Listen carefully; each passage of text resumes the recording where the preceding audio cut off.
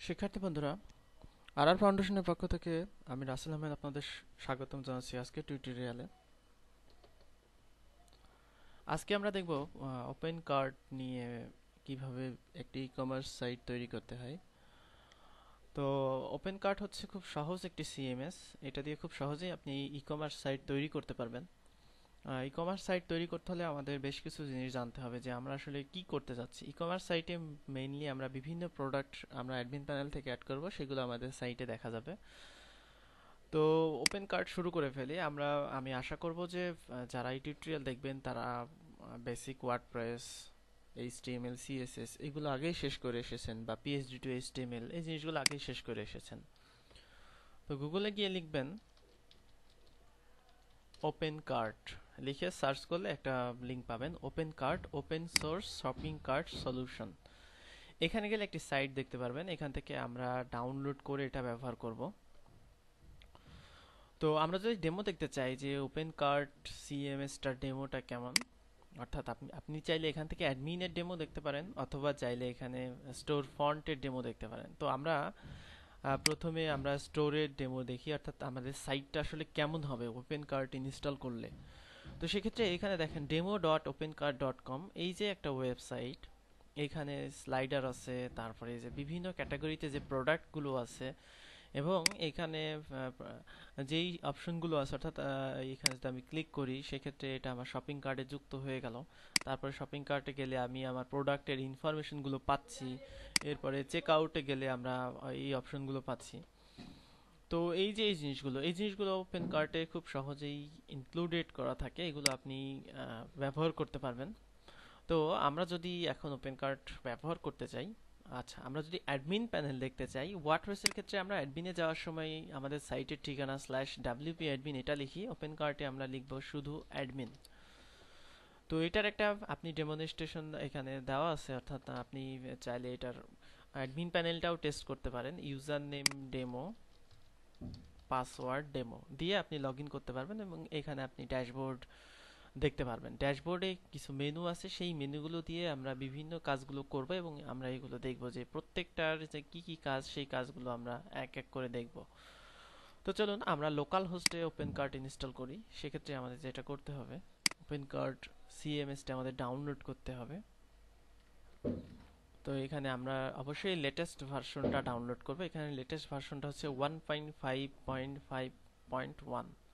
এখানে ক্লিক করলে open cart যে সিএমএসটা, সেই সিএমএসটা ডাউনলোড হবে। এটা 7 মেগাবাইটের একটা প্যাকেজ।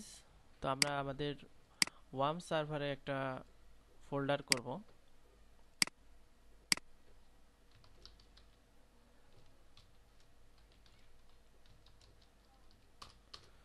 আমরা যে কোনো নামে এটা করতে পারি, এবং আমরা একটা ডাটাবেস তৈরি করব।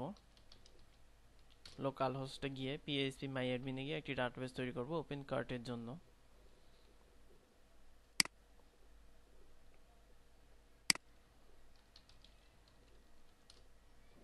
যে কোনো নামেই ডাটাবেস হতে পারে, আমি ওপেন কার্ট নামে ডাটাবেস করলাম।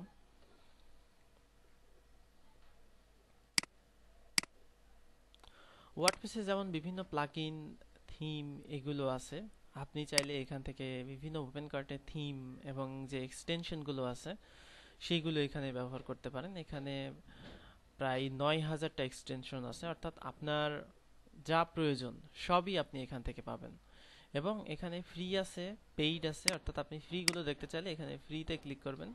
ফ্রিতে ক্লিক করলে এখানে আপনার 9,000-এর মধ্যে 2500টা এক্সটেনশনই ফ্রি। আপনি এখান থেকে খুব সহজেই ফ্রি এক্সটেনশনগুলো ব্যবহার করতে পারবেন। আচ্ছা আমরা এক্সটেনশন পরে দেখব, আমরা এখন ওপেন কার্ট ইনস্টল করছি। ওপেন কার্টের যে প্যাকেজটা, তার মধ্যে আপলোড নামে একটা ফোল্ডার পাবেন। সেই যে আপলোডটা, সেটা আপনি আপনার যে ওয়ার্ডপ্রেসের ডাইরেক্টরি করেছেন, সরি আপনি যে ওয়াম অর্থাৎ ডাব্লিউ ফোল্ডারে যেই ওপেন কার্টের ইনস্টলের জন্য যে ফোল্ডারটা করেছেন সেখানে এক্সট্রাক্ট করে দেবেন। তো এরপরে আমাদের তো এটা আপনার লোকাল হোস্ট স্ল্যাশ আপনার ফোল্ডারের নাম লিখে দিলে এখানে ইনস্টলেশন উইন্ডো চলে আসবে। এখানে আই এগ্রি, কন্টিনিউ, তারপরে আপনার চেকিং হবে যে আপনার কি কি এখানে আপনার রাইটেবল পারমিশনগুলো বা অন্যান্য সার্ভার কনফিগারেশনগুলো সেগুলো এখানে এখানে দেওয়া আছে। তো এখানে warning admin config you need to rename. আচ্ছা, এখানে অ্যাডমিন ফোল্ডারের মধ্যে কনফিগ ডিস এই ফোল্ডারটা আমাদের কনফিগ পিএইচপি নামে রিনেম করতে হবে। তো আমরা সেটা করে ফেলি।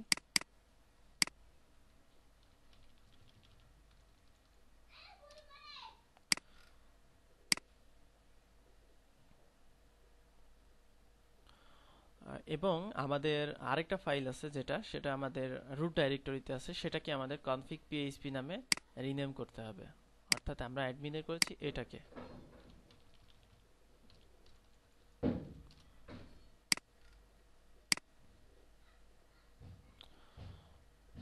তো লোকাল হোস্টে আমাদের সি ইউআরএল যে এক্সটেনশনটা, এই এক্সটেনশনটাকে আমাদের এনাবেল করতে হবে। তো আমরা যদি গুগল সার্চ করি,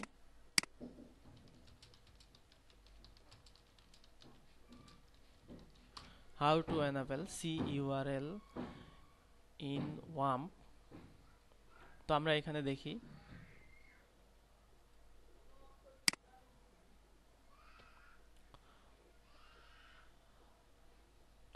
তো এখানে দেওয়া আছে আমাদের তথ্যগুলো।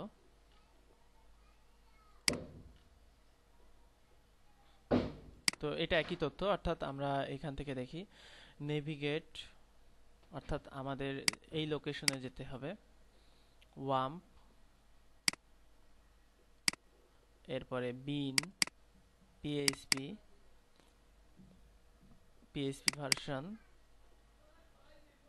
এরপরে পিএইচপি আইএনআই নামে একটা ফোল্ডার আছে, সরি একটা ফাইল আছে, এটাতে ওপেন করলাম এবং এখানে আমাদের সার্চ করতে হবে।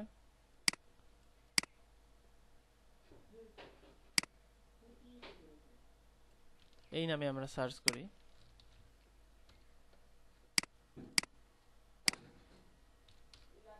এখানে আমরা এটা পেলাম, দেখি আরো কোথাও আছে কিনা।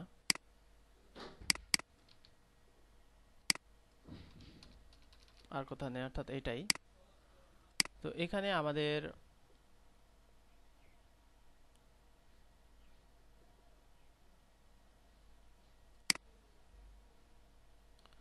নেভিগেট টু অ্যাপাচি আনকমেন্ট, অর্থাৎ আমাদের এখানে কমেন্ট দেওয়া আছে একটা, এটা অর্থাৎ এটা দিয়ে এটা ডিসেবল করা আছে, এটা আমরা এনাবেল করে দিলাম। ঠিক একইভাবে আমাদের আরেকটা কাজ করতে হবে, সেটা আমাদের অ্যাপাচি সেটাতে আমাদের একই কাজ করতে হবে। অর্থাৎ অ্যাপাচির এখানে লোকেশন দিয়ে দেওয়া আছে Apache, year version of Apache অর্থাৎ 2.2, এরপরে বিন, তারপরে আমাদের পিএইচপি আইএনআই,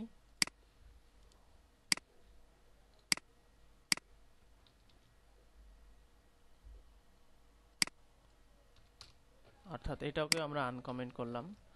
করার পরে এবারে আমাদের যেটা করতে হবে, ওয়ার্ম সার্ভারটা রিস্টার্ট অল সার্ভিসেস, এটা করতে হবে। এই ফাইল দুটো অবশ্যই ক্লোজ করতে হবে।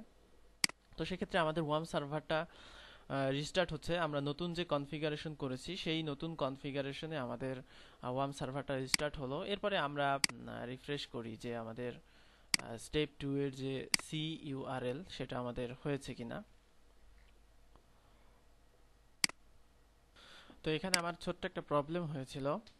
প্রবলেম বলতে এখানে আমি পিএইচপি কার্লের যে সমস্যাটা, সেটা রান করলে আমাদের ইরর আসছিল। সেই ইরর যে মেসেজটা, অর্থাৎ যে ইরর মেসেজটা, সেই ইরর মেসেজটা দিয়ে আমি সার্চ করলাম।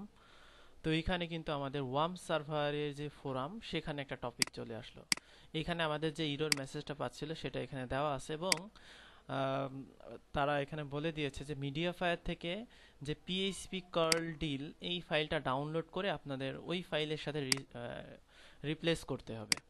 অর্থাৎ এ থেকে আমরা বুঝলাম যে যে কোনো সমস্যা হলে সেই সমস্যাটা শুধুমাত্র আমিই প্রথম পড়লাম না, এরকম সমস্যাই আরও অনেকে পড়েছে।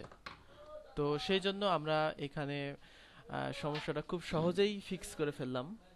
তো এখানে আমরা যেটা করলাম, মিডিয়াফায়ার থেকে আমরা পিএইচপি কার্ল ডিলটা ডাউনলোড করলাম এবং আমাদের যে পিএইচপি কার্ল ডিল ছিল সেইটা মুছে দিয়ে আমরা ওইটাকে রিপ্লেস করলাম। রিপ্লেস করার ফলে এখন আমরা ওপেন কার্ট ইনস্টলের সময় এখানে দেখা যাচ্ছে যে আমাদের পিএইচপি কার্ল এখানে এনাবেল হয়ে গেছে। তো এখান থেকে আমরা কন্টিনিউ করার পরে আমরা এখানে আমাদের ডাটাবেসের যে ইনফরমেশন সেই ইনফরমেশনগুলো আমরা এখানে দিতে পারবো এখন। অর্থাৎ আমাদের ইউজার রুট পাসওয়ার্ড দিতে হবে না, এখানে ডাটাবেস নেম ওপেন কার্ট আমরা অ্যাডমিন এখানে দিয়ে দেই। এখানে আমি যে কোনো একটা পাসওয়ার্ড দেই।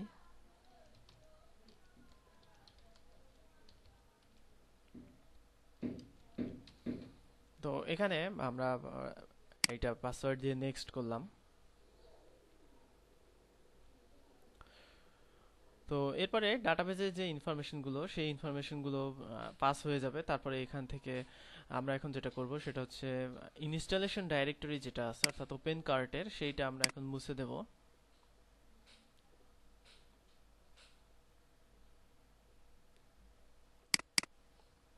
অর্থাৎ ইনস্টল নামে যে ফোল্ডারটা আছে সেই ফোল্ডারটা আমরা মুছে দিলাম। তো এখন আমরা চাইলে আমাদের সাইট ভিজিট করতে পারি, অর্থাৎ আমরা যেটা ইনস্টল করলাম এই যে আমাদের এটা আমাদের এখানে সাইটটা ইনস্টল হয়ে আছে অর্থাৎ এখানে।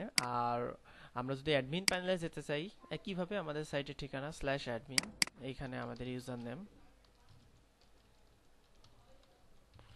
পাসওয়ার্ড দেওয়ার পরে এখান থেকে আমরা লগ ইন করবো, অর্থাৎ আমরা অ্যাডমিনে লগ ইন করলাম। তো আশা করি বুঝতে পেরেছেন। আপনাদের ওয়ার্ম সার্ভারে পিএইচপি কার্ল এনাবেল করতে যে কোনো সমস্যা হলে আমাদের ফেসবুক গ্রুপে পোস্ট দেন। ইনস্টল আমরা আগামী পর্বে আমাদের এই যে মেনুগুলো সেই মেনুগুলোর কাজ দেখব এবং আমরা কিভাবে সাইটটা কাস্টমাইজ করা যায় সেগুলো দেখব। তো ধন্যবাদ সবাইকে আজকে টিউটোরিয়াল দেখার জন্য। আল্লাহ হাফেজ।